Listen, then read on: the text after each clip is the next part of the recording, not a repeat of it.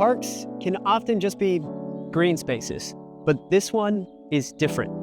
Confluence Park isn't just a place to relax, it's designed to work with nature, capturing rainwater, restoring native landscapes, and above all, in this city, protect the San Antonio River.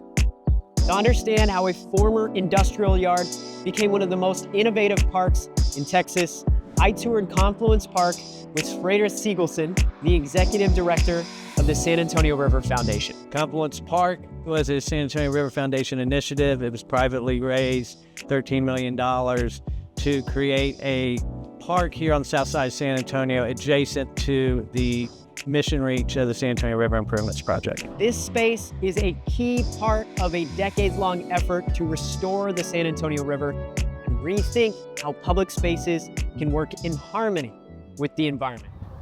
My name is Frates Seeligson. I'm the executive director of the San Antonio River Foundation. We are the nonprofit partner of the San Antonio River Authority, created in 2003 to steward all 242 miles of the San Antonio River. Originally, this 3 acres was a CPS laydown yard, which is our power company.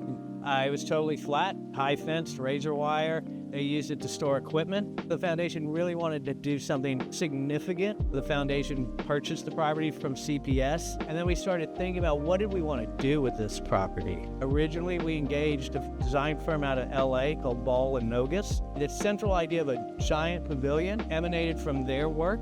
Finances being what they were and the budget being what it was beyond the scope of the River Foundation to pull it off, so we brought it back home, sent out a request for proposal. The team that we went with was Lake Flato Architects, Matsis Design, which was Andrew Cudless, the artist's firm, and then Rialto Studios did all the landscape architecture. Groundbreaking was in 2016, and we opened it in March of 2018.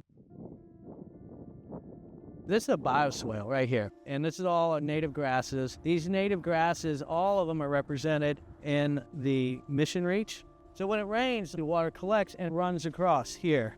By design, we didn't put a piece of pipe. We want visitors, when it's wet and the water's running, to see the path, see the water coming across, and start to realize that what does that water do when it flows? It picks up every pollutant along its way. Where does it all end up? It ends up in the river. In most parks, you would have a drain and a pipe, and you wouldn't see it.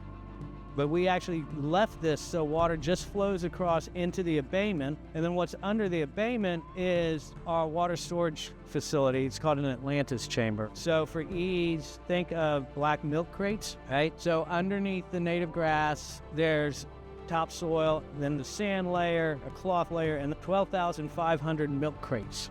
Below the milk crates is a rubber membrane. The water filters through the topsoil and the sand. The milk crate structure provides the structure to hold the water, and then we pump out of that and we use that to go to the restrooms and irrigate the trees.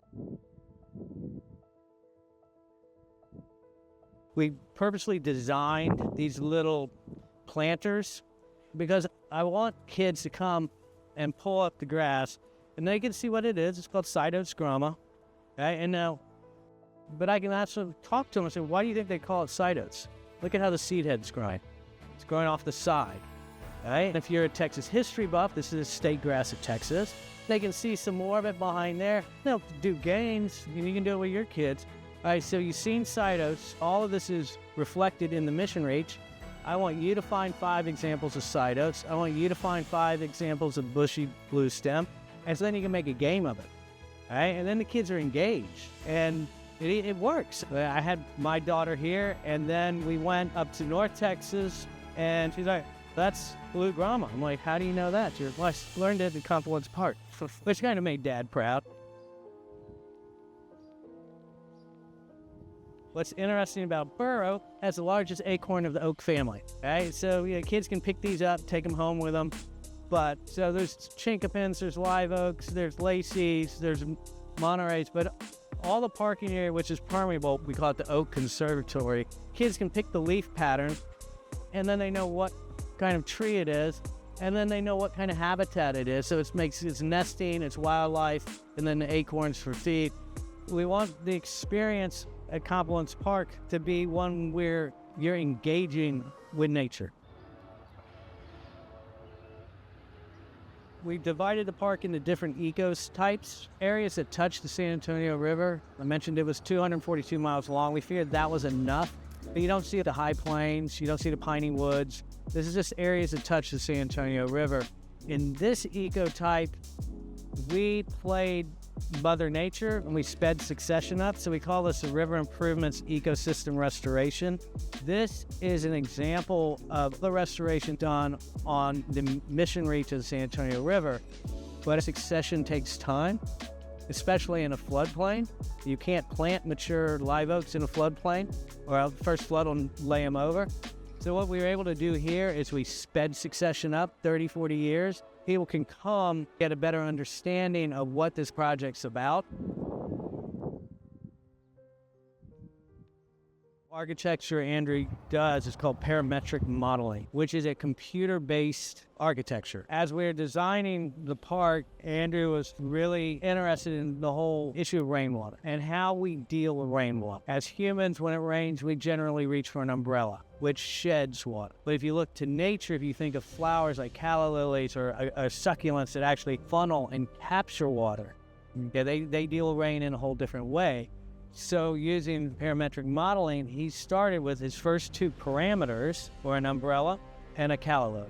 And then the computer starts generating form and shape until you get these that we call petals, not with a D, but with a T, because of the inspiration of the petals in nature. But as you can see, when it rains, the water goes into the drain system, and then the whole park has an elaborate French drain system, and all of the water resolves to the abatement to the Atlantis chamber where it's reused. Our classroom is right here. It's 10-inch board form concrete, but it's earthened on 2 out of 4 sides. And this is an art installation by two artists, local artists, Stuart Allen and Cade Bradshaw. So this is the whole San Antonio River watershed. It was beautiful. We loved it. What we didn't think of originally is how this would become a teaching tool. Every field trip they come here, you got to put on your 3rd grade hat, right? And you've heard about the mighty San Antonio River your entire life, right? And so we'll ask them, where do you think we are? And they look, and their guesses go all over the wall. And we did ask Stuart and Cade to put a hint, right? So Confluence Park is that little white dot right there. And this is the San Antonio River. How insignificant is this stretch when you put it in comparison of all this, right? Why isn't it called the Medina River? Sure, it looks a lot bigger to me, right? But the kids can literally start tracing with their fingers the whole path of the river and start to realize that what they allow to get into water here, that's Falls City's drinking water. And all the way to the bay where the whooping cranes live. And they can start realizing that it's much bigger than just Bexar County or just my neighborhood, right? And then when we're talking about the native grasses, where's our fresh water coming from? It's not coming from Saw's well on Market Street. It's coming from a healthy recharge healthy grasslands over the recharge area. So we need to have a conversation with our rural Texans as much as our urban Texans, but we're all linked by this whole system.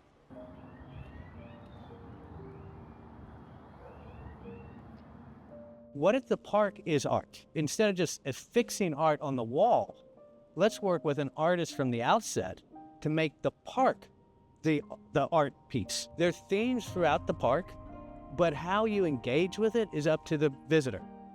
And so by design, there isn't a lot of signage telling you what you must do. It's more, we want to show you so that then you can form your own conclusions and take that with you when you leave and employ that in your daily life. Every time you're here, it's different, and how people experience it is different. So it's just up to your imagination. I'm a big believer, again, in showing people. No one wants to be told anything. If you're a math teacher, you can come here and you can talk about a parabola, right? You can talk about a catenary curve. You can start measuring angles. Even the pavers are a unique design called a monohedron. It's a 5-sided figure. If you put 4 5-sided figures together, you get a 6-sided figure. And then you put 2 6-sided figures together, it forms what's called a tessellation, which goes on into infinity. But if you show people, it resonates. And so it's just a way to have a conversation.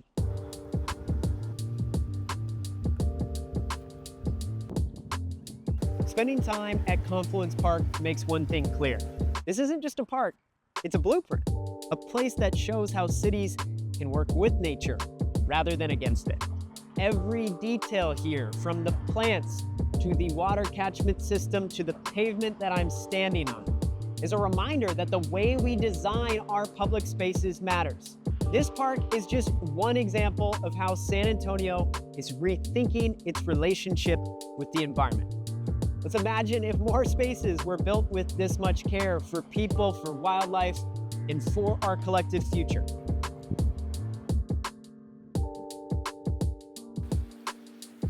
If you want to see more projects shaping San Antonio and Texas's future, check out my video with the Director of Food Sustainability at the San Antonio Food Bank, Mitch Hagney. And of course, if you found this interesting, don't forget to subscribe and share the video. If you haven't visited Confluence Park yet, I highly recommend coming down, walk the trails, sit under the pavilion, and experience the way that good design can bring people and nature together.